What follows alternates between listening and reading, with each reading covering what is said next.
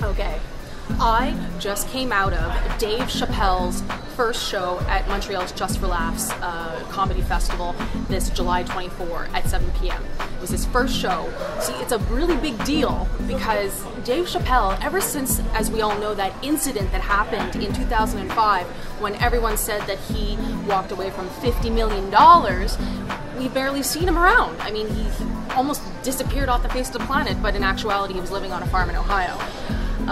But the thing is that apart from a few, a handful of shows here and there, he was pretty much off the comedy radar. So to see him tonight was a huge, huge deal.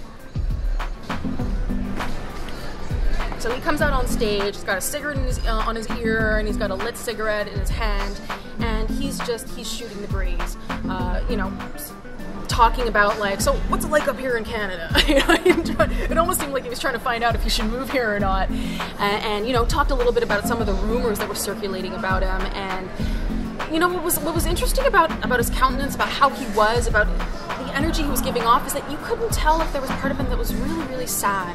Like there was a really, even though we were laughing a lot. I mean, this guy is so funny. I feel like he could just be reading the phone book and he'd be bursting into laughter, just the intonation of his voice and what have you.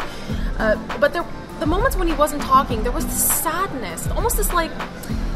There were even parts of the set where it wasn't funny per se, because he was talking about some pretty heavy issues. I mean, he was talking about racial issues. I mean, at one point we were talking about AIDS, but that was apparently a member of the audience threw out that he wanted him to talk about AIDS, and he just threw out all these interesting theories about what he thought happened, like where does the disease come from.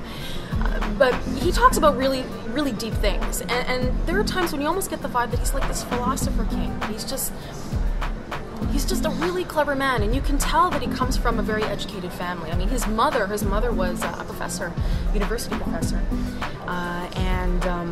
you just, even if you weren't laughing, you were just happy to be there. But I don't know if that's me talking because as a huge fan, as a really biased huge fan, but I mean, I was delighted. But was it improv, or was it all staged? Was everything set up? I don't know. So I bought a second ticket. I managed to get 2 back-to-back tickets. So I'm gonna go back in there and watch his second show, just a few, almost just an hour apart from each other. And I'm gonna find out if he really is able to come up with all of this stuff off the top of his head, or if this was really practiced and planned. And you know what? Even if it was, he's a master.